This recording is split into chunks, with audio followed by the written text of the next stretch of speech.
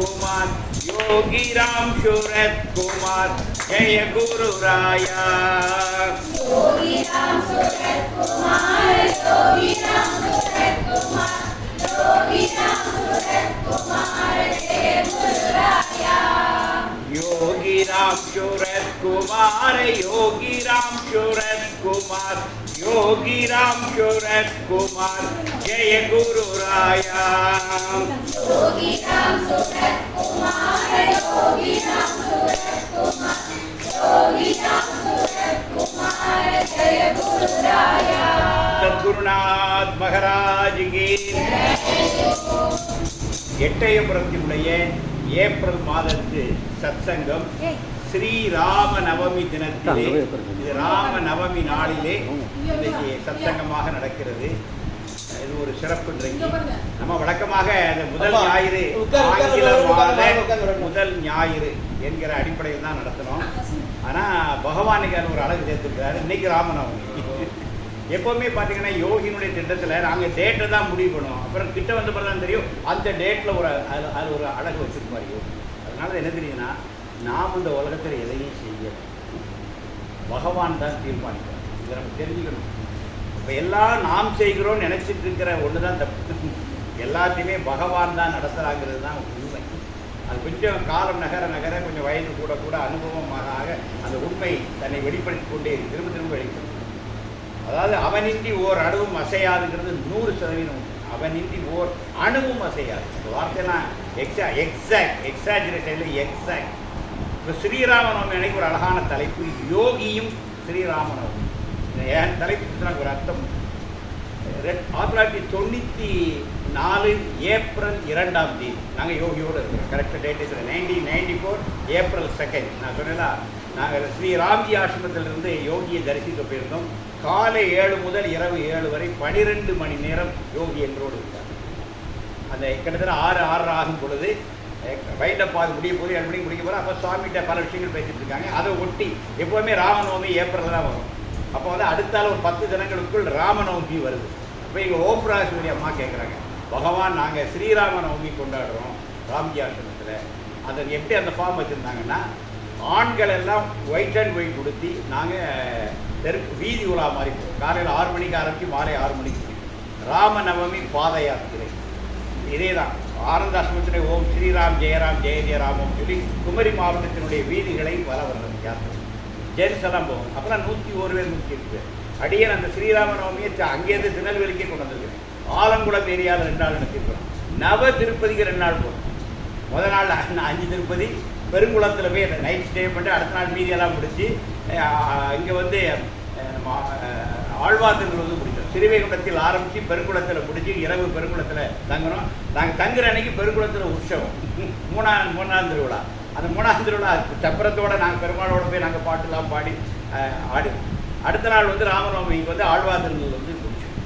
அதனால் அடியன் வந்து ராம்ஜி ஆசிரமத்தை அப்படி எக்ஸ்டெண்ட் பண்ணி திருநெல்வேலிக்கு போட்டுருவோம்.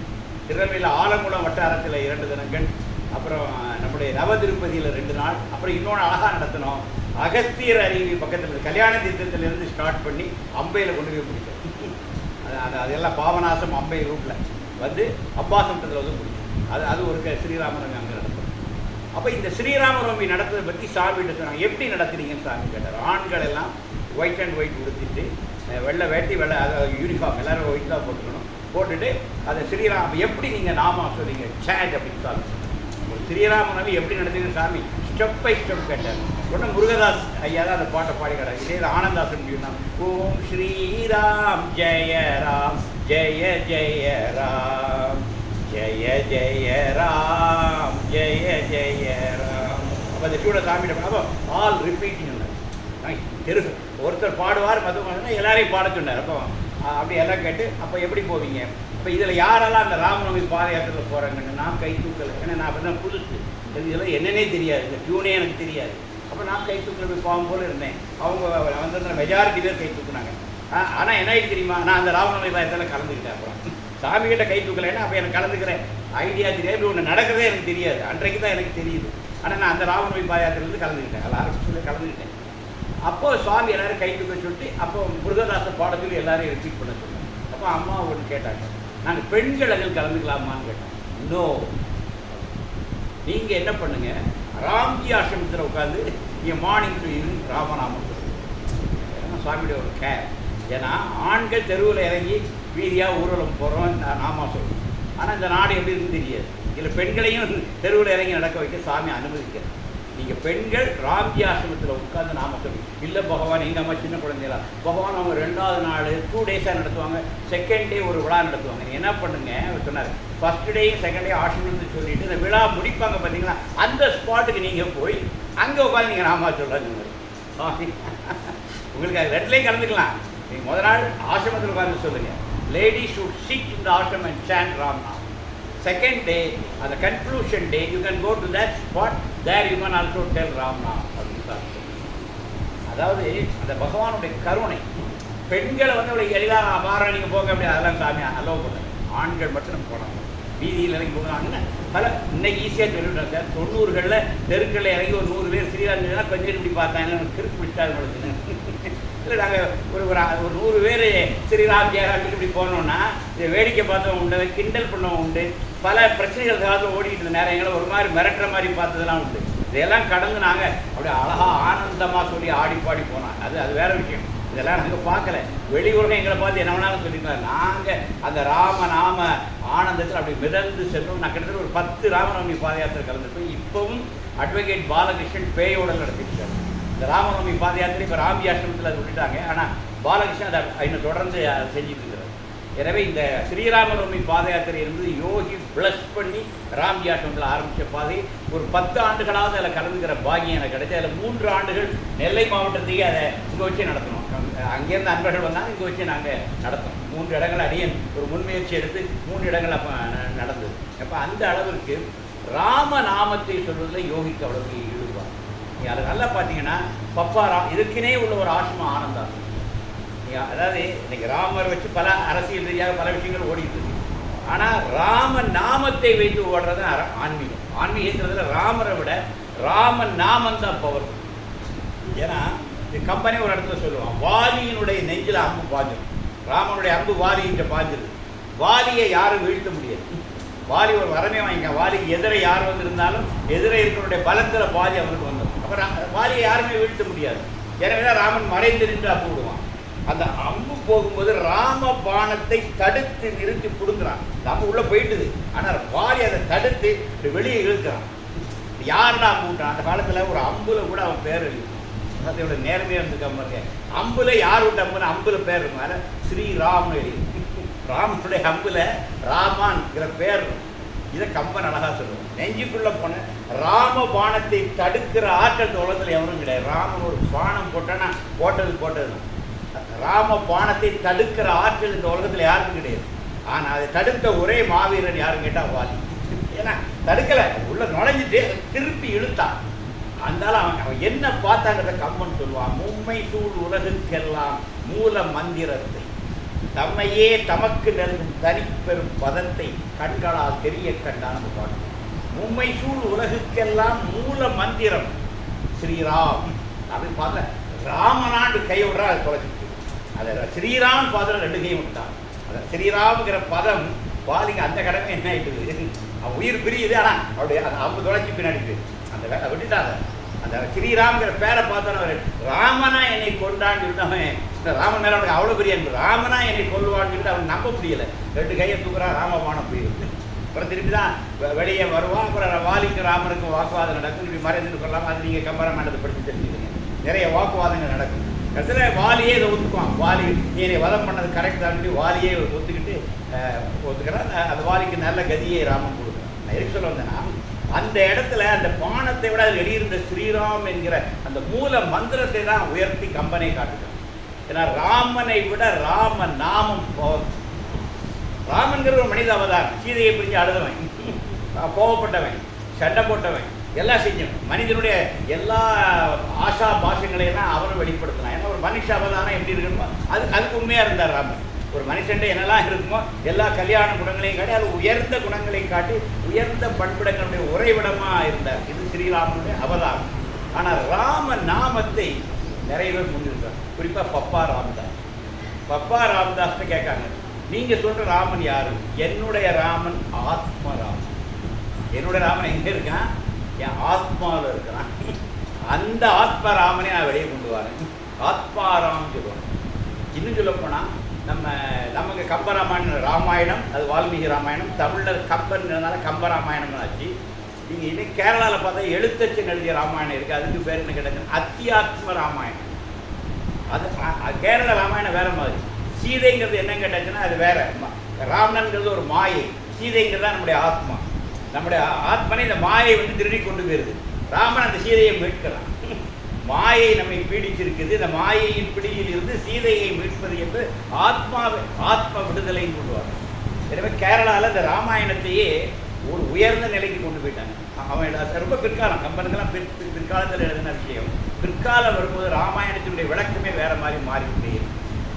ராவணன் என்பது ஒரு மாயையாகவும், சீதை என்பது நம்முடைய ஆத்மாவாகவும், அந்த மாயை அந்த ஆத்மனை திருடி செல்லும் போது இந்த ஜீவனாகிய ராமன் சண்டை போட்டு அந்த ஆத்மனை கண்டடைகிறான் அப்படின்னு சொல்லி ராமாயணத்துக்கு இன்னொரு அர்த்தத்தை கொடுத்தது தான் கேரளாவில் இருக்கிற ராமாயணம். எழுத்தச்சன் எழுதிய அத்தியாத்ம ராமாயணம்.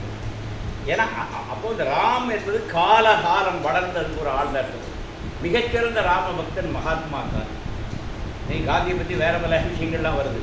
ஆனால் மகாத்மா காந்தி தான் நெஞ்சில் கோட்சே துப்பாக்கியால் சுட்ட போது கூட ஹே ராம் ராம், எவன் ஒருவன் உயிர் பிரிகின்ற தருவாய் எப்பா எம்மான்னு சொல்கிறான். இறைவனின் பெயரை சொல்கிறானோ அவன் சொர்க்கத்தை அடைவான்னு இருக்கான்.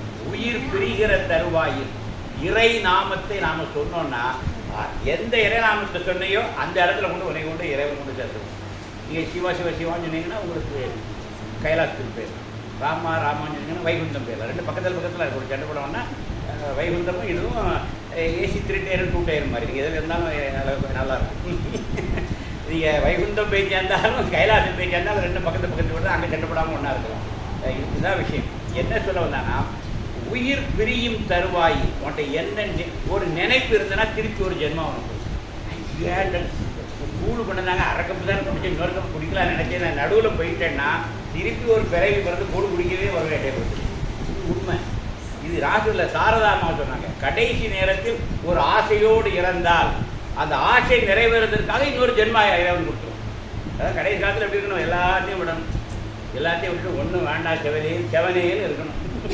செவனேன்னு இருந்தால் இன்னொரு பிறவி கிடையாது. இல்லைன்னா இன்னும் உண்டு. இந்த நாய்படாத பாடு இன்னொரு பிறந்து படணும். அடிபட்டு மிதிப்பட்டு ஊறிப்பட்டு ஐயா ஜாமி விட்டுருங்கப்பான்னு சொல்லணும். அது கையெடுத்து நீ காப்பாற்றுப்பான்னு கடைசியாக சொல்கிற காலம் வரது வர அந்த பிறவிங்கிற சக்கரம் சுற்றிக்கிட்டே இருக்கும். அப்போ விவரம் அதுக்கு தான் இப்போ சாமியினுடைய நாமம் சொல்ல பழக்கிறாரு. இப்போ நமக்கு தெரிஞ்சு போச்சு, உட்கார்ந்தா யோகிராம், கெந்திச்சா யோகிராம், கோவம் வந்தால் யோகிராம், சண்டை வந்தாலும் யோகிராம், சமரசம் வந்தாலும் யோகிராம். இப்போ எல்லாத்துக்குமே என்னதான் வருது, யோகிராம் தான் வருது. இப்படியே பழகிட்டோன்னா நாளைக்கு ஒரு நேரம் திடீர்னு எப்போ போகும் தெரியாதுல்ல, அது போகும்போது யோகிராம் சொல்லிட்டு அப்புறம் சாமி வந்து சுவாமி சொல்லிட்டார். இந்த பிச்சைக்காரனுடைய நாமத்தை சொல்பவர்களை இந்த பிச்சைக்காரன் நேரில் வந்து அழைத்து செல்வேன். இந்த இடத்துல நம்முடைய ஐயா ரங்கநாதன் ஐயாவுடைய கதையை சொல்லியிருக்காங்க. ரங்கராஜ், நம்முடைய சாது ரங்கராஜ் சாமி கூட ஒருத்தர் இருப்பார். இப்போ இருக்கிறார். இப்போ 85 வயதில் இப்போவும் பெங்களூரில் வாழ்ந்துட்டு இருக்கிறாரு. அந்த சாது ரங்கராஜன் ஐயாவுடைய அம்மா ரொம்ப வயதாகி சென்னையில் கஷ்டப்பட்டு இருக்கும்போது அவங்க ரொம்ப பெட்டடன் ஆகிட்டாங்க. பார்க்குறவங்களும் கஷ்டம், அவங்களும் கஷ்டமாக இருக்கும்போது சாமிகிட்ட அந்த இது போகுது, ஐயா அவங்க ரொம்ப கஷ்டப்படுறாங்க சாமி, நீங்கள் அதுக்கு ஏதாவது ஒன்று பண்ணுங்க அப்படின்னு. அப்போ சாமி கேட்குறாரு, என்னன்னு கேட்டோன்னே, ரொம்ப கஷ்டப்படுறாங்க, அவங்களுக்கு கஷ்டம், பார்க்குறவங்களும் கஷ்டம், அப்படி தானே சொல்லுவோம். அவங்களுக்கு கஷ்டம், பார்க்குறவங்களும் கஷ்டம், சாமி எடுத்துக்கிட்டா நல்லாயிருக்கும்னு நம்ம அடுத்தவங்களுக்கு சொல்லுவோம். அதே நமக்கு வந்தால் வேறு மாதிரி சொல்லுவோம். அடுத்தவங்க மாமியார் பாட்டினா போய் கேரக்டர் சொல்லி நம்ம இப்படி தான் நம்ம பிரார்த்தனை இருக்கும். அவங்களுக்காண்டி கேட்குற மாதிரி கேட்போம். நம்ம பார்க்கறதுக்கு வலிக்கு, அதனால் போய் கேட்டா சரிதாங்கிற மாதிரி கேட்போம். இது மனித இயல்பு, பகவானுக்கு எல்லாம் தெரியும். சுவாமி சொன்னார், என் தந்தை ஒரு ஜீவனை தேவையில்லாமல் ஒரு நொடி பொழுது கூட இந்த உலகத்தில் வைக்க மாட்டார். இந்த உலகத்தில் நம்மளாம் இருப்போம், நமக்கே தெரியல, நம்மளாம் எதுக்கு வந்தோன்னே தெரியாமலே உட்காந்துட்டு இருக்கோம். அதான் பெரிய சிக்கல். நம்ம எதுக்கு வந்தோம், எதுக்கு பிறந்தோம், என்ன பண்ணிட்டு இருக்கோம் ஒன்றும் தெரியல. ஆனால் நானும் ஒரு பெரிய மனுஷன் சொல்லி பேசிட்டு உலகம் பூரா சுற்றிட்டு இருக்கோம். உண்மையிலே நமக்கு நம்ம எதுக்கு வந்தோங்கிறது தெரியாது. எனக்கு தெரியாம ஆனஸ்டாக எனக்கு தெரியல. ஏதோ யோகிராஜ் சுத்தமாக நாமா சொல்லிட்டு யோகி கதையை சொல்லிட்டு போகலாம், நல்லா தான் இருக்குது, இதையே சொல்லிட்டு போகாமல் நினச்சிட்டு இருக்கேன். இன்னும் கரெக்டாக எக்ஸாக்டாக இதை எதுக்கு பிறக்க வச்சாங்கிறது எனக்கு தெரியலை. ஆனால் எனக்கு ஒன்று இது நல்லா இருக்குது, செஞ்சுருக்கிற வேலை நல்லா இருக்குது, தொடர்ந்து செய்வோம்னு சொல்லி தான் செஞ்சுருக்கிறேன். எனக்கு அந்த ஞானம் இன்னும் பிறக்கலை. காட்டினார் எனக்கு. கோடிசாமிகள் காட்டினார். இது ஒரு பெரிய ஒர்க்குக்காக வந்து அந்த ஒர்க்கை செஞ்சு தான் ஆகணும், செஞ்சுட்டு போக பரிபூரணம் சொல்லி வாழ்த்தினார். இதெல்லாம் இது காட்டிட்டு இப்படி வச்சா கையெல்லாம் பார்த்து எல்லாம் மறந்து வச்சு அதையும் பண்ணிட்டு காட்டிட்டு மறைக்கவும் செஞ்சுட்டார். அதாவது மறைத்தலும் அருளலும் தான் சிவபெருமானுடைய 5 விளையாட்டு ஒன்று உண்டு. படைத்தல், காத்தல், அழித்தல், மறைத்தல், அருளல். திரோதான சக்தின்னு சைவ சித்தாந்தம் சொல்லுவோம். அதாவது அவர் காட்டுற மாதிரி காட்டி மறைச்சிடும், அது ஒரு லீலை. அது மாதிரி எனக்கு ஏதோ ஒரு நோக்கம் இருக்குங்கிறத காட்டினாரு, ஆனால் காட்டிட்டு மறைச்சிட்டு. ஆனால் எது சொன்னீங்கன்னா நம்ம 99 விழுக்காடு பேருக்கு நம்ம எதற்காக வாழ்ந்து கொண்டு இருக்கிறோங்கிற அவேர்னஸே கிடையாது. அதான் உண்மை. ஆனால் எனக்கு தெரியாது. நான் எதை பொறுத்த நான் உறுதியாக சொல்கிறேன், எனக்கு இந்த நிமிஷம் வரை நான் எதுக்கு வாழ்ந்துருக்கேங்கிறது எனக்கு தெரியாது. ஆனால் இப்போ வாழ்ந்துருக்கிற வாழ்க்கையில் எனக்கு ஒரு சின்ன நிறைவு என்ன இருக்குது, நான் பகவான் பணியில் இருக்கிறேன். யோகிராஜ்குமார் நாமா சொல்லிக்கிட்டே இருக்கிறேன், ராமா சொல்கிறவங்களோடு இருக்கிறேன். இது எனக்கு நல்லா இருக்குது, இதை தொடருவோம். இது கொஞ்சம் சரியாக இருக்கிற மாதிரி படுது, இதையே தொடர்ந்து செஞ்சுக்கிட்டு இருக்கோம். சாமி என்னைக்கு எங்கள் கூட அடுத்தடுத்த இதை அவர் பார்த்துக்குவார் அப்படிங்கிற அந்த ஒரு அண்டர்ஸ்டாண்டிங் கூட நானையோடும் எங்கள் வாழ்க்கையை அப்படி கொண்டு போய் யோகியினுடைய படியிலேயே கொண்டு போய். ஆனால் என்ன கேட்டாச்சுன்னா ஒவ்வொரு வாழ்க்கைக்கும் ஒரு பர்பஸ், அது இறைவன் வச்சுருக்கான். இந்த ஒரு உயிரை கூட இந்த சும்மா படைக்கிறது அங்கே இருக்கிற யாரும் பேசவே கிடையாது. நல்லா ஒவ்வொரு ஒரு புல் தோன்னா கூட அதுக்கு ஒரு காரணம், அந்த புல்லுக்கு ஒரு ரீசனோட அது வந்திருக்கும். அதனால தான் என்ன சொல்கிறாரு யோகி சொன்னார், என் தந்தை ஒரு நொடி பொழுது கூட ஒரு உயிரை தேவையில்லாமல் இந்த பூமியில் வச்சுட்டு இருக்க மாட்டார். அந்த பணி முடிகின்ற போது அவரே வந்து அழைத்து செல்வார். ஒன்று சொன்னார், எல்லாரையும் அந்த அம்மாவுக்கு சர்வ் பண்ண சொல்லுங்க சொன்னார். நம்ம பெட்டில் இருக்குல்ல அதுக்கு எல்லாரும் சர்வீஸ் பண்ணுங்க. ஆனால் ஒன்று இந்த பிச்சைக்காரன் want this beggar can answer you when the time comes my father will come and take her. என்னுடைய தந்தை வந்து அவளை அழைத்து செல்வார். ஒரு வருஷம் கழிச்சு அந்த பாட்டி அப்படிலாம் ஒன்றும் விடைபெற்றில்லை. ஒரு வருஷமும் பாட்டி ஜம்மனாக இருந்தார். ஒரு வருஷம் கழிச்சு ஒரு நாள் ராத்திரி 12 மணி ரங்கராஜா லைட்டை போடுங்கன்னா சாதனை காட்டு லைட்டை போட்டு அந்த அம்மா எனக்கு ஒரு மாதிரி வந்து வந்தாச்சு, மகன் நெஞ்சில் படுத்தாச்சு உட்காந்தாச்சு. ஏய் லைட்டை போடு, சேரை போடு, யோகி வந்திருக்கிறார், சேரை போடுங்கிறார். அவங்க என்ன இது சரி கம்ப்ளீட்டாக ஆகிட்டு போகிறது சொல்லி நீ சேரை போடுறாங்க, உன்னை சேரை டீ போட்டாங்க. டேய் அவர் என்ன நீ பார்த்துட்டு இருக்க மறுமலை பார்த்து யோகி வந்திருக்கார், அவருக்கு ஜலம் கொண்டு கொடுன்னு சொல்கிறாங்க. அவங்க கையை அம்மா ஏதோ சொல்கிறாங்கன்னு அந்த அம்மா ஓடி போய் ஜலம் கொண்டு வரும். அதனால் இவங்களுக்கு இவர் என்ன பண்ணாங்க, இன்னொரு பாலை எடுத்து மகன் அம்மா வயல் ஊற்றுறாங்க. ஒரு மடங்கு குடித்தாங்க, அப்படியே மகன் தோட்ட சாட்சியாக இருந்தாங்க. என்ன நடந்திருக்கு தெரியுமா, அந்த அம்மாவுடைய கடைசி நொடிப்படுதல் யோகி வந்து நிற்கிறார். அது அந்த அம்மா கண்ணுக்கு தெரியுது. சேரை எடுத்து போடுன்னு சொல்லுது. வீட்டுக்கு யோகி வந்தால் ஜலம் கொண்டு வாங்குது. அந்த மருமகா போய் ஜலம் எடுத்து வர்றதுக்குள்ளே இவ மக வாயில் ஒரு பாலை ஒரு மடங்கு ஊற்ற குடிச்சா அப்படின்னு சாமி சொல்வது நடந்த ஒரு விஷயத்தில் when the time comes the beggar will come and take you அப்படின்னு சொன்னார். இப்போ தேவகி அம்மா இப்போ லேட்டஸ்ட்டாக பேசுனாங்க. தேவகி அம்மாட்டே சொல்லியிருக்காரு, என்னுடைய பக்தர்கள் எல்லாருடைய இறுதி காலத்தில் இந்த பிச்சைக்காரனே சென்று அவளை அழைத்து செல்வான். அதனால் ஒன்று உறுதி நமக்கெல்லாம் நம்மளை யோகிராஜ்குமார் தான் கூப்பிடுவார்.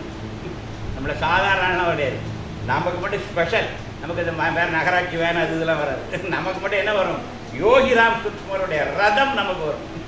நம்மளை இந்த உலகத்தில் இருந்து கொண்டு செல்வதற்கு கூட்டி செல்வதற்கு யோகிராம் சுரத்குமாரோடைய ரதம் வரும். காரணம் நம்முடைய நாட்டிலே ராம நாமம் இருக்கிறது. சதா நம்ம யோகியுடைய நாமத்தை சொல்லிட்டு நம்மளுடைய கடைசி தருணத்தில் நம்ம மறக்காம யோகிராம் யோகிராம் யோகிராம் தான் சொல்லிட்டுருப்போம். அந்த ராம நாமம் நம் நாவில் இருக்கும்போது கடைசி தருணத்தில் அந்த ஸ்ரீராமனே வந்து நம்மளை அழைத்து செல்வோம். அப்புறம் எங்கே தான் போவோம், வைகுண்டத்துக்கு தான் போவோம், கைலாசத்துக்கு தான் போவோம். அது குறைஞ்சி எங்கேயும் போக மாட்டோம். இது உறுதி. நீங்கள் இந்த ஆன்மீகத்தில் இருப்பதற்கு ராமநாமம் சொல்வதற்கு கிடைக்கிற பரிசு என்னன்னா, நிகழ்காலத்தில் நம்ம நாய்படாத பாடுபடுவோம். பரவாயில்ல, பல்ல கடிச்சிட்டு தாங்கிடுவோம். என்ன இல்லாட்டி இப்படி கலெக்டர் வேலையாக வாழ்க்க போகிறோம், இப்போ சாமர்த்தியமாக இருந்தால் என்ன கலெக்டராக வாழ்ந்துருப்போம். நம்ம வாழ்க்கை தான் ஜான் ஏறி முளைஞ்சிருக்கும். இதுதான் நம்ம வாழ்க்கை. வாழ்ந்து பார்த்துட்டோம். மிச்ச காலமும் ஜான் ஏறி முளைஞ்சிருக்கு, ஜான் ஏறி முளைஞ்சிருக்கு, இப்படியே போயிட்டு இருப்போம். ஆனால் ஒன்றுலையா சம்பாதிச்சிருப்போம். கடைசி நிமிஷத்தில் கடவுள் வந்து நம்ம கைப்பிடிச்சு கூட்டு போட்டுருப்போம். இந்த ஒன்றை சம்பாதிக்கலாங்க, இது உறுதி, இது உறுதி. அப்போ அதுக்கு என்ன செய்யணும், நாமம் சொல்லுவோம். ராமநாமத்தை சொல்லிக்கிட்டே இருந்தோன்னா அந்த நாக்கு அந்த ராமநாமத்துக்கு பழகும். அப்போ கடைசி காலம் வரும்போது எந்த நொடி நம்மளை அறியாமலே ராமராமான்னு யோகிராம் அது வரும்போது அந்த தெய்வம் வந்து அப்படி கூப்பிட்டு. இதுக்கு தான் அஜாமிளன்கிற கதை வருது. ஸ்ரீமத் பாகவதத்தினுடைய முதல் அத்தியாயத்தில் அஜாமிளன் ஒரு கதை வரும். எப்படின்னா, அஜாமிளன் ஒருத்தர் தான், ஒரு பிராமணர். அவன் உலக மகா பஞ்சமகா பாதம்லாம் பண்ணான். அவனுக்கு 10 பிள்ளைங்க உண்டு. உலக மகா பாவங்கள்லாம் பண்ணி ஏகப்பட்ட வயது சேர்த்து வச்சுக்கிட்டான்னு ஒரு 10 100 ஜென்மம் எடுக்கக்குள்ள பாவம்லாம் சேர்த்து வச்சுட்டான். இந்த பாவத்தெல்லாம் கிடைக்கிறதுக்கு தானே ஜென்மம் வரும். நமக்கு ஏன் ஜென்மம் கிடைச்சது தெரியுமா, நம்ம புண்ணிய ஆத்மா இல்லை, பாவ ஆத்மா. அக்கௌண்ட் நிறைய இருக்குது, கொஞ்சம் அக்கௌண்ட்டை கழிச்சிட்டு வா சொல்லி அனுப்பியிருக்காங்க. நம்ம ஐயோ நான் எவ்வளவு சாமி கும்பிட்டேன், எவ்வளவு கோலம் போட்டேன், எவ்வளவு சுற்றி சுற்றினேன், இது சாமிக்கு நன்றியே இல்லைன்னு வேறு அங்கலாச்சிக்கிறோம். நீ பண்ண பாவத்துக்கு தான் வந்து பிறந்திருக்கேன், கணக்கை முடிக்க நாங்கள் வந்திருக்கேன். இப்போ நீங்கள் கஷ்டப்படாமல் எப்படி இருக்க முடியும்? கஷ்டப்பட்டு தான் கணக்கை காலி பண்ணிட்டு போகணும். கணக்கு இங்கே காலி பண்ணாதான் அடுத்த ஜென்மா. கொஞ்சம் ஜென்மா அதாவது நம்ம செஞ்ச பாவங்களில் அதை இப்போ கொஞ்சம் கர்மாவை சஞ்சிதம், அது கர்மாலே 3 உண்டு. கொஞ்சம் நிறைய இருக்குது, நம்ம ஸ்டாக் நிறைய வச்சுருக்கோம். இறைவன் கருணையோடு ஒரு 5 கிலோ குறைச்சிட்டு வாப்பா சொல்லி ஒரு 5 கிலோ தலையிலேயே அனுப்பியிருக்கோம். அந்த ஜென்மாவில் 5 கழிச்சிட்டு போனோம்னா அங்கே அடுத்த 5 தருவார். நம்ம அதுக்குள்ளே 8 ஏற்றிடுவோம்ல. இந்த 5 கழிக்க வந்த இடத்துல ஒரு 8 ஏற்றிடுவோம். அங்கே ஏற்கனவே 5 அது 13 நம்ம கணக்கு ஒரு நாளும் முடியாது. நம்ம வந்து கணக்கு கூட்டிகிட்டு தான் இருப்போம். இப்படி தான் நடக்குமா? புனரபி ஜனனம் புனரபி மரணம், இப்படி தான் பிறந்து வாழ்ந்துருக்கோம். ராமனுடைய ஜென்ம நாள்னால இதெல்லாம் நம்ம கொஞ்சம் பார்க்கணும், நம்ம எப்படி பிறந்தோம் இருக்கோம். அப்போ என்ன கேட்டாச்சுன்னா, இந்த நம்ம வந்து பண்ண பாவ கர்மங்களை களையவும் புண்ணிய கர்மங்களை அனுபவிக்கும். புண்ணியம் பண்ணால் தான் கொஞ்சம் காரு வயசெல்லாம் கிடைக்கும், அப்போ ஐஸ்கிரீம் இதெல்லாம் கிடைக்கும். இது நம்ம அப்போ மட்டும் புண்ணிய கர்மம். ஏதாவது ஒரு அம்மா வந்து ஒரு கூடை தருவாங்க, ஒரு அம்மா வந்து காப்பியை தருவாங்க, ஒரு அம்மா வந்து ஜூஸை தருவாங்க. இது நம்ம பண்ண புண்ணிய கர்மம். இப்போ புண்ணிய கர்மத்தையும் அனுபவிச்சு ஆகணும், பாவத்தையும். 2 அனுபவிக்க வாழ்க்கை உண்டு. இந்த 2மே இல்லாமல் இருக்கணும், அவன் தான் ஞானி. பாவ புண்ணியம் 2ஐயும் கடந்தால் தான் பிறவி கிடையாது. நீங்கள் புண்ணியம் இருந்தாலும் அதை அனுபவிக்க ஒரு ஜென்மம் கொடுத்துருவான். அதை வந்து அனுபவிச்சுட்டு போகணும். எல்லா ஸ்டாக்கும் முடிஞ்சால் தான் இறைவன்ட்ட போக முடியும். கொஞ்சம் ஸ்டாக் மிச்சம் இருந்தால் திருப்பி இங்கே வந்தாங்க. அப்போ நான் என்ன சொல்ல வந்தேன், அந்த ராமநாமம் சொல்லி நாதம் சொல்லி வரும் பொழுது அந்த கடைசி காலத்தில் என்ன ஆகும், நம்மளை அறியாமலே அந்த நாமம் நாக்கில் வரும். அப்போ அஜாமலன் கதையில் என்னன்னா, அவன் அவ்வளோ பாவத்தையும் பண்ணிட்டு வந்தான். கடைசியை 10வது ஒரு பையன் பிறந்தான்.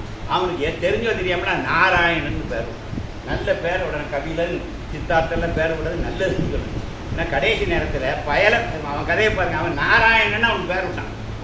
அவன் பண்ண பாவத்துக்கு என்னாச்சு, கடைசியில் இழுத்து கிடக்கு, நாக்கு இழுத்து ஒன்றும் சொல்ல முடியாது. அப்போ வந்தாச்சு, இவன் பண்ண பாவத்துக்கு யார் வருவா? யம தூதர்கள் வந்துட்டான். இவன் பண்ண பாவத்துக்கு இவனா வருவான், யம தூதர் அவன் நிற்க வாசல்ல. எப்பா பெரிய டிக்கெட்டுப்பா, ஏற்கனவே கொஞ்சம் கொண்டு வந்தான், இப்போ புதுசாக ஸ்டாக் ஏற்றிக்கிட்டான். இவனை க்ளீனாக நரகத்தில் கொண்டு போட்டு வானிலையில் போட்டு வாட்டணும்னு சொல்லி 2 பேர் வந்து நிற்கான். இவனுக்கு தெரியுது யம தூதர்கள் நான் வந்துட்டான், இங்கே கூட வந்து அவன் கிளம்ப வேண்டியதான். அவனுக்கு தெரியணும், மரணத்தின் தருவாயில் அவங்களுக்கு தெரியும், மரணிக்கிற உயிருக்கு தெரியும் நம்ம என்ன போக போகிறோங்கிறது அந்த செகண்ட் தெரியும். ஏன்னா இவங்க அம்மா இறந்த பக்கத்தில் உட்காந்து கண்ணால் இருப்பாங்க.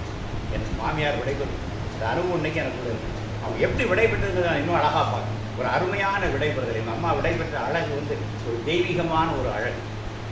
துணைக்கரை அதையும் சொல்லிடுறேன். இவங்க அம்மாவுக்கு வந்து அங்கே ஒரு அகிலாண்டேஸ்வரி கோயில், அந்த கோயில் மேலே அவளுக்கு அவ்வளோ பெரிய பாசம். எங்கள் அத்தை அவளை கடைசியில் நாங்கள் வச்சு இது பாடிட்டோம், திருவாசகம் பாடிட்டோம். திருவாசகத்தில் இந்த இதெல்லாம் நீத்தல் 10 அதெல்லாம் கரெக்டாக பாடிட்டு இருக்கோம். அது பாடும்போது அந்த அம்மாவுக்கு அப்படியே அந்த கண் அப்படி எல்லாரையும் பார்க்கும். அந்த கண் மட்டும் அப்படியே எல்லாரையும் ஒரு பார்வை பார்க்க. இந்த பாடிட்டு இருக்கோம், போகும் காலம் வந்தது பொய் விட்டலறி, அந்த பாட்டு ஆமாம் யாத்திரை 10 அதெல்லாம் கரெக்டாக பாடுறோம். அந்த சிச்சுவேஷன் அதுக்கு வேண்டிய அந்த பாடல்கள் பாடிட்டு இருக்கோம். உங்கள் அம்மா அப்படி கண்ணால் எல்லாரையும் பார்க்காங்க. இந்த அகிலாண்டேஸ்வரி கோயிலோட தீர்த்தம் வருது. எங்கள் எல்லாரும் கையிலையும் கொடுத்து தாய் பிள்ளை பேரை எங்கள் பேத்தி மகம்பிள்ளை பேத்தி வர வாயில் ஊற்றும் எல்லாம் அப்படி கடக்குன்னு இறங்குது. ஆனால் இந்த கண் அப்படியே வெளிச்சமாக இருக்குது. கடைசியில் எல்லாரையும் ஒரு பார்வை பார்த்து அப்படியே ஒரு ரோடு பார்த்து அப்படியே உங்கள் அம்மா கண் வழியாக தான் உயிர் போயிடுச்சு. அந்த கண் அப்படியே வந்து அந்த வெளியே அப்படி இவாத அந்த கண் அப்படி மூடி விட்டோம். நான் ஒரு உயிர் பிரியதை பார்த்தேன். அப்போ அழகாக நாங்கள் திருவாசகம் பாட அவள் காலகாலம் வணங்கி அந்த தெய்வத்தை அந்த கோயிலேருந்து அந்த தீர்த்தம் அந்த அவர் கொண்டு வர அந்த தீர்த்தத்தை அவளை கடைசியாக கொடுத்து அதை குடிச்சு அவள் கடக்குது எல்லாரும் கையாக வாங்கி கொடுத்து அப்படி நிம்மதியாக அவள் கண் திறந்தாலே அவள். அப்புறம் ஒரு ஜீவன் எப்படி பிரிதிங்கிறத சுவாமி எனக்கு காட்டு பார்த்துக்கணும். இவதான் அம்மா கண்ணு 2 இது எங்களுக்கு ஒரு பெரிய பாக்கியம். அன்றைக்கு எங்கள் 2 பேருக்கும் அலுவலகம் உண்டு. நான் விஆர்எஸ் கொடுத்தேன், எங்கள் அத்தை விஆர்எஸ் கொடுப்பேன், நான் முதல்ல விஆர்எஸ் கொடுத்தேன். நான் ரெடியாக இருக்கிறேன். இவா அன்னைக்கு பார்த்தீங்க அடுத்த நாள் எங்களுக்கு திருமண நாள் ஜூன் 2. நாங்கள் ஏரில் போய் ட்ரெஸ் எடுக்கணும்ல, அதுக்காண்டி ஜூன் 1 கிளம்பி வரா. கொஞ்சம் 1 ஹவர் பெர்மிஷன் போட்டு வரா. கரெக்டாக அம்மா அப்போ தான் விடைபெறுவார். இவள் அலுவலகத்திலேருந்து விடைபெற்றுக்க மாட்டான். கரெக்டாக இவளை வர வச்சு இவள் வந்து நின்று 10 நிமிஷம் அம்மா விடைபெறும். அப்போ அதெல்லாம் பாருங்கள் தெய்வம் எப்படி, அதாவது ஒருத்தருடைய இறுதி காலத்தை கூட தெய்வம் என்ன அழகாக கால்குலேட் பண்ண தெரியுமா? நீங்கள் யோகியை பிடிச்சிங்கன்னா இதெல்லாம் நடக்குமா? ஒவ்வொருத்தரும் விடைபெறுறது ரொம்ப அழகாக இருக்கும், ரொம்ப அற்புதமாக தான் விடைபெறுவார். கான்சியஸாக நம்ம காட்டுவார். அஜாமலன் போது அஜாமலை என்ன பண்ணால் கடைசியாக யமதூதர் வந்து நிற்கிறான். அவனுக்கு கடைசியில் ஒரு ஆசை, இந்த 10வது பிள்ளைக்கு மேலே ஒரு பாசம். கடைசியாக பெற்ற பிள்ளை பற்றியலா அவன் நான் சொல்ல நாக்கு வரமாட்டேங்குது, அது இருக்குல்ல அவன் நாராயணான்னு சொல்லிட்டான். இந்த உயிர் பிரியும் போது அவன் திமிரிட்டு என்ன சொன்னான்? நாராயணான்னு சொன்னான். சாமானில் பார்த்தா வைகுந்தத்தில் தண்ணி வந்து கொடுத்தான். உயிர் பிரியும் தருவாயில் இறைநாமத்தை சொன்னான். அவன் வந்துட்டான். சண்டை யமதூர். இது எங்கே பார்ட்டியாங்க? இது எங்கே பாடினோ? அவன் உயிர் பிரியும்போது என்ன சொன்னான்? நாராயணன்னு சொன்னான். அப்போ இது எங்கே பார்ட்டி? வைகுந்தத்திலிருந்து வந்தவங்களுக்கும் யமலோகத்திலிருந்து வந்தவங்களுக்கும் சண்டை டிஸ்பியூட் ஆகிட்டு. இந்த பாடி யாருக்கு? இந்த பாடி எங்களுக்கு. இவன் கொலபாதகம் பண்ணவன். இவனை கொண்டு போய் தான் நாங்கள் வந்து வாசல் நின்றுட்டு இருந்தோம். அதெல்லாம் எனக்கு தெரியாது. உயிர் பிரியும் போது கடைசியாக என்ன சொன்னான்? நாராயணன் சொன்னான். அது அவன் பையனை சொன்னான். பையனோ பேரனோ புண்ணியமோ சொன்னது என்னது? நாராயணன். அப்போ எங்க ஆளு சொன்னே யமகிங்கர்களும் வைகுந்த வாசல் நேராக பகவான்கிட்ட போய் பெருமாள்கிட்ட போய் நிற்காங்க. இந்த டிஸ்பியூட்டில் தேவலோகத்தில் போய் தான் முடிவு பண்ண முடியும். இந்த பாடி யாருக்கு? அப்போ சொல்கிறாங்க. அதான் பாகவத்தில் சொல்கிறான். ஒரு உயிர் பிரியும் தருவாய் எப்படி சொன்னாலும், தப்பா சொன்னாலும் சரியா சொன்னாலும், பையனை சொன்னாலும், எதிர்த்த வீட்டுக்காரங்களை கோபத்தில் சொன்னாலும், இறை நாமத்தை சொன்னார். அந்த இறைவனுக்குரியவன் அவன். அதனால் அஜாமலம் பண்ண பாவம்லாம் போயிட்டு உயிர் பிரியும் போது நாராயணான்னு சொன்னனால அவனை வைகுந்தத்துக்கு கொண்டு போய் நிறுத்திருக்கும். இது ஸ்ரீமத் பாகவதம். இப்போ புரியுதா? சாமியா நாமம் சொல்லுறாரு. புரியுதா? இந்த 5ல் விளையாது, 50ல் விளையாது. இப்போவே யோகிராம் யோகிராம் யோகிராம் யோகிராம் சொல்லி பழகிட்டீங்கன்னா ராமா ராமா ராமா ராமான்னு சொல்லி பழகினா கடைசியில் ஒரு கட்டம் வரும். அப்பவும் இந்த ராமா தான் வரும். அப்போ போய் சீரியலை பார்த்துட்டு இருந்தால் அதுதான் வரும். இப்போவே சீரியலை பார்த்து கண்ணை கசக்கி அதை பண்ணி இதை பண்ணி பாண்டியன் ஸ்டோர் பார்த்து அந்த ஸ்டோர் பார்த்து இந்த ஸ்டோர் பார்த்து கண்ணை கசக்கிட்டு இருந்தேன்னா கடைசியிலே பாண்டியன் ஸ்டோர் தான் வரும். அந்த சீரியலும் முடிய போகிறதில்லை, உங்கள் சீரியலும் முடிய போகிறதில்லை. உங்கள் சீரியல் தொடரும்னு சொல்லி அடுத்த வருஷமும் வரும். அதனால் அது முடியாத சீரியலை பார்க்குறத விட முடிகிற விஷயத்தை பாருங்கள். நம்முடைய அந்த டே டு டே லைஃப்பில் ஒரு சின்ன மாற்றம் இறங்கி அப்போ அதுதான் ஒரு ஆழ்வார் பாடினார். அப்போ கடைசியாக சொல்ல அப்போதைக்கு இப்போதே சொல்லி வைத்து அரங்கத்தரவணை பள்ளியானேன்னு ஒரு ஆழ்வார் பாடினார். ஏன் அப்போ வந்து துப்புடையாரை பாடி அடைவதெல்லாம்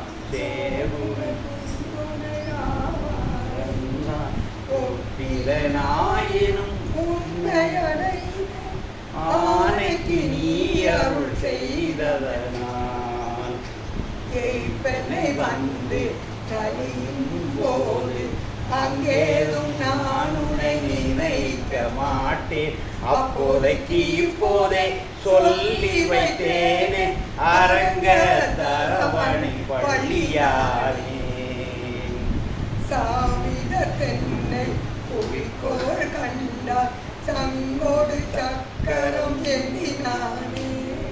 நாமமிதன்னை அநேக தண்டன் செய்வதை நிற்பர் நமஞ்சமர்கள்.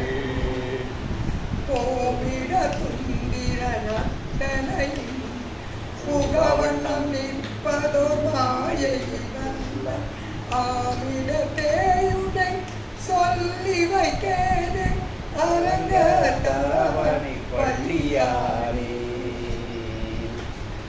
ஒற்றை வினையனும் ஆண்முகனும் உன்னை அறியா பெருமனையோனே.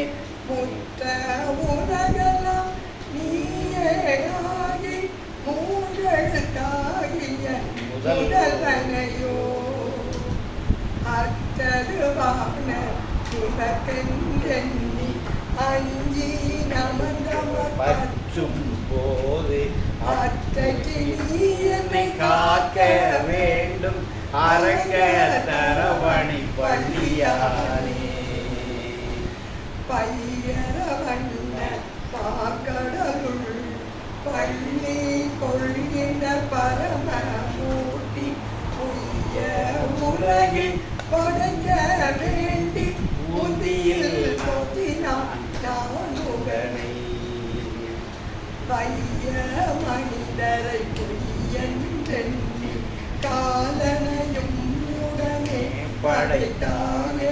ஐய இனி என்னை காக்க வேண்டும் அரங்க தரவணை பள்ளியானே.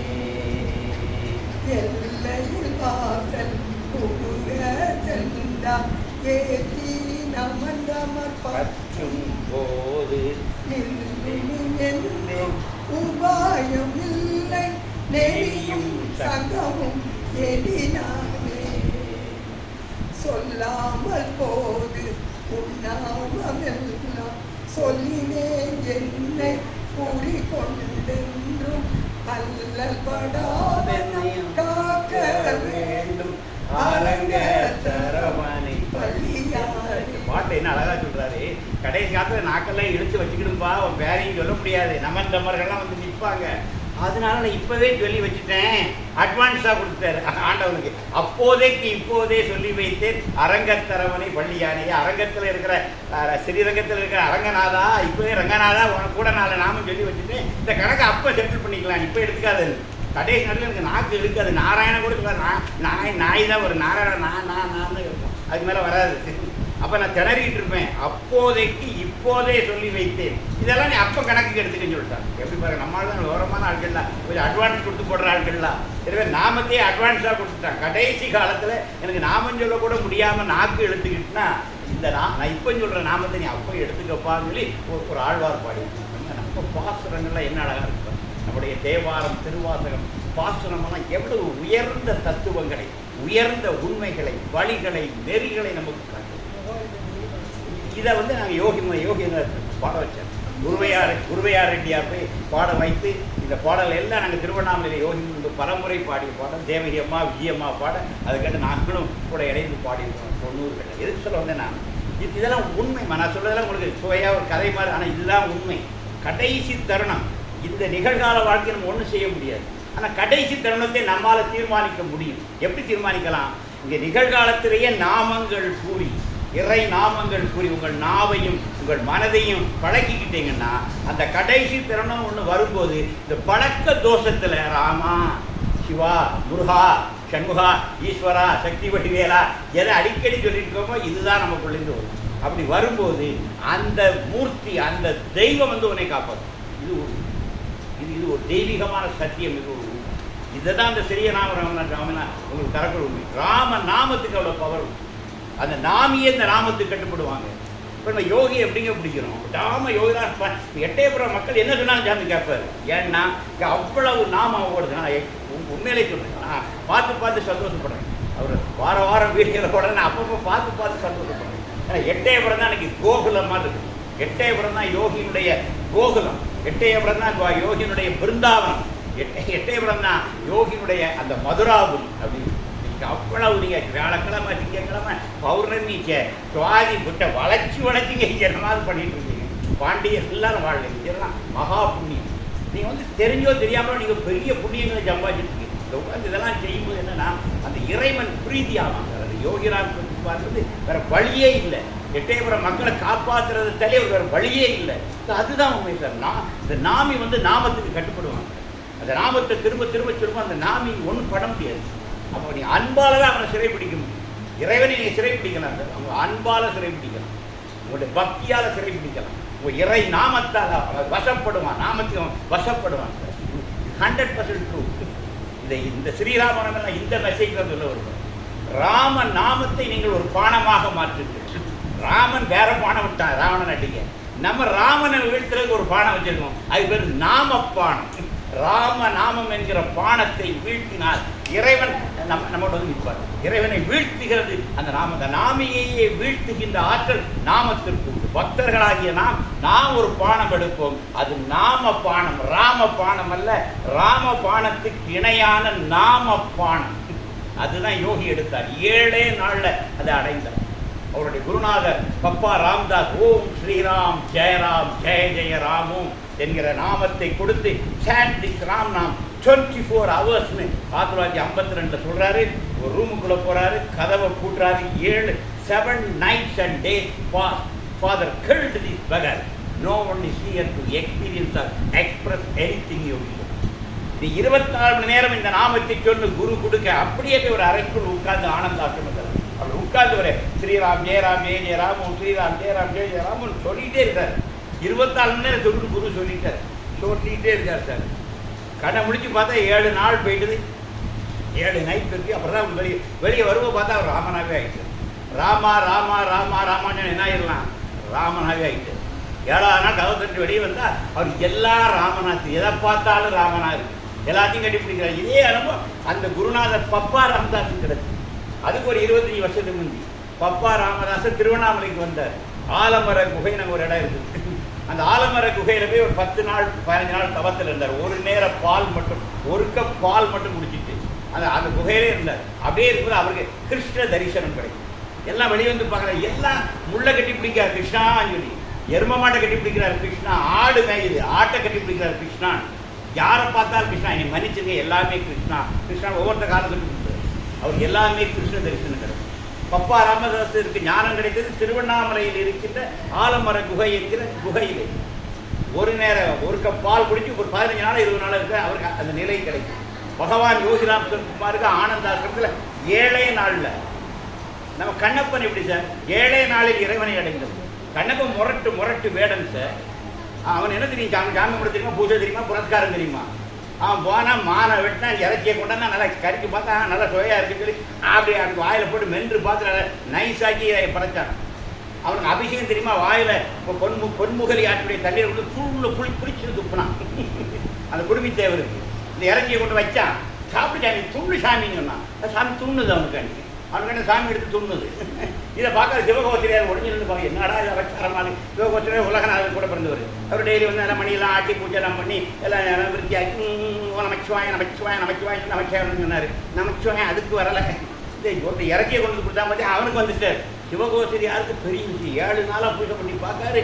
இவர் காலையில் பூஜை பண்ணி பட்டையெல்லாம் அடிச்சுட்டு வந்தால் அடுத்த காலப்பதான் இறச்சி துண்டு எலும்பு துண்டாங்கிறது. என்னடா எவன்டா அவச்சாரம் திரு சிவன்கிட்ட வேண்டாம். ஐயா அவச்சாரச்சுன்னா வேண்டாம், கொஞ்சம் இரியும், நீர் ஒதுங்கி நின்று பாருங்க, உங்கள் டியூட்டி 7 நாள் ஆஃப் கொடுத்துட்டேன், நீர் ஒதுங்கி நின்று பாருங்க. 6 நாள் பூஜை பண்ணவர் 7 நாள் ஒளிஞ்சு நின்று பார்க்க நம்மால் வாராங்க. இருந்து வாய் நிறைய தண்ணி, கையில் பார்த்தா மான் இறைச்சி அப்படி வாராங்க. ஆனந்தமாக வாரம் வந்து புளிச்சுட்டு குதிச்சு போகிறாங்க. அதுதான் அபிஷேகம். அது பார்த்தா என்னது அபிஷேகம்.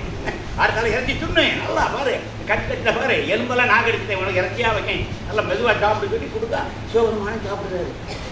என்னடா இது, நான் அழகா நெய்வேத்தியெல்லாம் பண்ணி எல்லா மந்திரங்களும் சொல்லி பார்த்தேன். அப்போ நீர் நான் தான் உள்ளி வச்சுட்டு கட்டு நான் தான் வீட்டு கொடுத்து நான் தான் சாப்பிட்டேன்.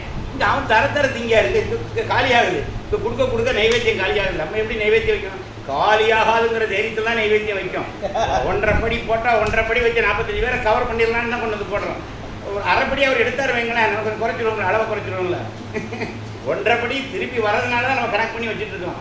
அங்கே அப்படி இல்லை. என்னுடைய குடுமி தேவருக்கு என்னுடைய கண்ணப்பன் கொடுத்தது ஏற்றுக்கிட்டாங்க சார். அங்கே இறச்சி குறையுது, அளவு குறையுது, சிவபெருமான் ஏற்றுக்கிறாரு. அதனால தான் சிவகோஷ்டியார் அசந்துட்டார். மேலும் கட்டுறாரு, ஏன் இது யாரு காட்டு அடுத்தாலையும் காட்டுறேன், என் ஆளை பாருடா, சாதாரண ஆளா டப்புன்னு ஒரு கண்ணில் ரத்தம் வர வைக்காது. அதனால பதறிட்டான். சாமி உங்கள் கண்ணில் ரத்தமா அந்த ஓடுறான், யாருடா என் சிவபெருமான் கண்ணில் ரத்தம் வர வச்சது, குதிக்கான் எடுக்கான். அதனால உனக்கு ஏய் பல்லுக்கு பல் கல்லுக்கு கல், கண்ணில் ரத்தம் வந்துட்டா சாமி கவலைப்படாங்க, எனக்கு ஒரு கண்ணு இருக்கலாம், இந்த கண்ணை தோண்டி உங்களுக்கு வச்சுடுறேன். சடக்கு நான் 50 எடுத்தான், ஒரு கண்ணுக்கு தோண்டினா அந்த கண்ணை வச்சு அப்பிட்டா ரத்தம் நின்று. ஆஹா சாமி கண்ணில் ரத்தம் வந்து நிறுத்திட்டேன், கண்ணுக்கு கண் வச்சுட்டேன். அவர் விடுவாரா, அடுத்த கண்ணில் ரத்தம் உடனே துடிக்கா அலைவாயினான். நான் ஒத்த கண்ணில் பார்த்து தின்பதே ஒரு கண்ணில் தோஞ்சோன்னு எனக்கு பரவாயில்ல சாமி, இன்னொரு கண் இருக்குல்ல, இதை நான் உங்களுக்கு இடந்து வைக்கிறேன்னு சொல்கிறான். அதனால இடற போகிறான். ஏய் கண்ணை தோன்றே நமக்கு கண்ணு தெரியாத இவர் கரெக்டாக வைக்கணுங்களா, அடையாளம் வைக்கணுமா. அந்த செருப்பு கால் எடுத்து வைக்காம இருந்தார். அடையாளம் செருப்பு காலால் சிவபெருமானுடைய கண்ணில் அடையாளம் வைத்து விட்டு அடுத்த கண்ணை அம்ப குத்தி எடுக்க பார்க்கிறான். நில்லு கண்ணப்ப, நில்லு கண் அப்ப அப்படின்னு கையை எட்டி பிடிக்கிறார் சிவபெருமான். அதான கண்ணப்பன். கண்ணப்ப நில்லு கண்ணப்ப, நில்லு கண்ணப்ப சொல்லி அவருக்கே தாங்க சிவபெருமான். ஒரு மனுஷன் ஒரு கண்ணு அவனுக்கு ஒடிஞ்சு 6 ரத்தம் ஓடிட்டு இருக்குது, 2வது கண்ணையும் பிடுங்கி வைக்கான். அதுக்கு காலை நம்ம கண்ணத்தில் வச்சு அடையாளம் வச்சுட்டு பிடுங்கிறாங்கன்னா அவன் கையை எட்டி சிவபெருமானுக்கே தாங்க முடியல. அவன் கையை எட்டி பிடிச்சி நில்லு கண்ணப்பன்னு சொல்லி அதில் என்ன அவன் கண்ணப்பன் ஆயினார். என் பலத்தின் மாறிலாயின்னு இருக்கேன். எங்கே நிற்கணும், எனக்கு ரைட் சைடில் நிற்கணும். ஏன்னா லெஃப்ட் சைடு ஆல்ரெடி எங்கேஜ். நம்ம கூட லெஃப்ட் சைடில் இருக்கிற ஒன்று இருக்குங்களா, பார்வதிக்கு யாருமே இடப்பாகத்தை கொடுத்தாச்சு.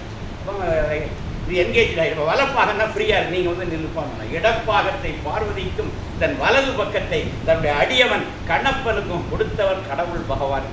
யோகிராமமாக தான் வருது சிவபெருமான். நம்ம சிவபெருமான் அவர் தானே. எனவே அந்த இடப்பாகத்தை கொடுத்தார். வலப்பாகத்தை என் வலத்தின் மாறிலாய் இருக்க. வலம் என்பதற்கு வெற்றிங்கிற அர்த்தம் உண்டு தமிழ். என் வெற்றியினுடைய அடையாளமாக நீ நில்லுங்க.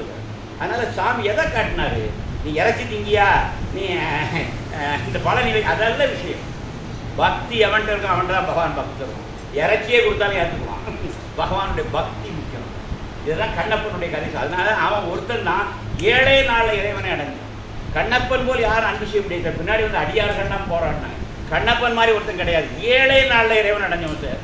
யோகிராம் சுரத்குமாருக்கு முன்னாடியே 7 நாளில் இறைவனை அடைந்த ஒரே அடியவன் கண்ணப்பன். அவன் பேர் திண்ணப்பன். கண்ணப்பன் திண்ணப்பன். அவன் பேர் திண்ணப்பன். திண்ணா இருப்பான், அதனால திண்ணப்பன் வச்சாங்க பேர். திண்ணனார்னு தமிழர் உயர்வுக்காக 6 விகுதியெல்லாம் சேர்த்துருவான். பேர் திண்ணப்பன். திமுக்குன்னு திமுசு கட்ட மாதிரி இருந்தான், அதனால திண்ணப்பன் அவன் உள்ள பேர் வச்சாங்க. அவன் தான் திண்ணப்பன் கண்ணப்பன் ஆகிட்டான். அவனுக்கு இன்னைக்கு சிவபெருமானுடைய பக்கத்தில் நிற்கக்கூடிய இடம் ஒரு சிவபெருமான் கொடுத்தார். இதுதான் விஷயம். இப்போ யார் அன்பு வைக்கிறாங்களோ, யார் உண்மையான பக்தி வைக்கிறாங்களோ, யார் இறைநாமத்தை இடைவிடாது சொல்கிறார்களோ அவர்களுக்கு இறைவனுடைய அருள் வரும். இதுதான் ராமநாமம். அந்த கடைசி உயிர் பிரியும் தருவாயில் கூட அந்த ராமா என்கிற நாம நெஞ்சில். இந்த ராமாங்கிறதுக்கு இன்னொரு அர்த்தம் சொல்றாங்க. இந்த ரா என்பது நாராயணால உள்ள ரா. மாங்கிறது நம சிவாயங்கிறதுல உள்ள மா. சிவமும் வைணவமும் சேர்றதான் சார் ராமன். இன்னொன்று தெரியுமா, காசியில் சிவபெருமான் இருக்கிறார். காசியில் வச்சு யார் இறந்தாலும் அந்த ஆள் கடைசி நேரம் வந்தாச்சுன்னா பார்வதி தேவி தூக்கி மடியில் போட்டு தட்டி கொடுப்பார். சிவபெருமான் அந்த பிரிகிற உயிருடைய காதில் சேர்த்து ஒரு மந்திரத்தை சொல்லுவார். அது உயிர் பிரியும். அது என்ன சொல்ல தெரியுமா, ராமா ராமா ராமா. சாமி தட்டி ராமா ராமா. எப்போ தான் முதல்ல தட்டினா ராமா ராமா தான் தட்டுவார். ஏன்னா காரணம் அவர் சிவபெருமான், காசியை சேர்ந்தவர். காசியில் சிவபெருமானை எத்தான் செய்கிறார். அங்கே கடைசி நேரத்தில் இருக்கிற ஜீவனுடைய காதில் சிவபெருமான் சொல்லி இந்த மந்திரம் ராம ராம ராம. ஏன்னா ரா நாராயணனையும் குறிக்குது, மா நமசிவாயத்தையும் குறிக்குது. இந்த ரெண்டும் இணைந்த மந்திரம் தான் ராம மந்திரம். சைவமும் வைணவமும் இணைந்த மந்திரம் தான் ராம மந்திரம். இது 2 பவர் உள்ள டபுள் டோஸ். சமயத்தில் நமக்கு வந்து இப்போல்லாம் 500 எடுபட மாட்டேங்கல, 650 போட்டால் தானே வருது. என்ன பேராசெட்டமால் அது டோலோலாம். ஏன்னா முன்னெல்லாம் 500 போட்டு காப்பாற்றுது. இப்போ நம்ம டோசேஜ் கூடி போச்சு. கொரோனாக்கு அப்புறம் நமக்கு 650 போட்டால் தான் எஃபெக்ட் இருக்குது. அதனால் கூட 150 வேணும்னு சொல்லி ராமான்னு எடுத்து ராமான்னு சொன்னால் தான் காப்பாற்று. அப்போ காலம் மாற்று. அப்படி எதுக்கு சொல்ல வந்தேன்னா, இது நடக்கிற விஷயம். இன்றைக்கும் காசியில் வச்சு இது பார்த்தது யார் தெரியுமா, பகவான் ராமகிருஷ்ண பரமஹம்சர். நான் சொல்கிறது கதை இல்லை. பகவான் ராமகிருஷ்ணர் கல்கத்தா விட்டு ஒரே ஒரு விஷயத்தை வெளிவந்தார். ஒரே ஒரு முறை காசிக்கு வந்தார். காசிக்கு வரும்போது அவருக்கு கிடைத்த காட்சி, அவர் பொய் சொல்லவே தெரியாத ஒரு பிள்ளை இருந்தார் ராமகிருஷ்ண பரமஹம்சர். அவர் சொல்றாரு, நான் அங்கே காசியில் ஒன்றை பார்த்தேன். ஒரு அன்பே வடிவான ஒரு தாய் இறக்கும் தருவாயில் இருக்கிறவங்களே மடியில் வச்சு தட்டி கொடுக்குறாங்க. ஒரு தாடி வீச உள்ள ஒரு ஆள் அது காதில் போய் என்னவோ சொல்கிறாரு. இதைத்தான் நான் காசி முழுக்க பார்த்தேன்னு. அப்போ நம்ம சிவபெருமான் எப்படி இருக்காரு, சேவனா பண்ணிட்டு அப்படிலாம் இருக்குல்ல. சீரியலில் பார்க்குற சிவபெருமான் மாதிரி இல்லை.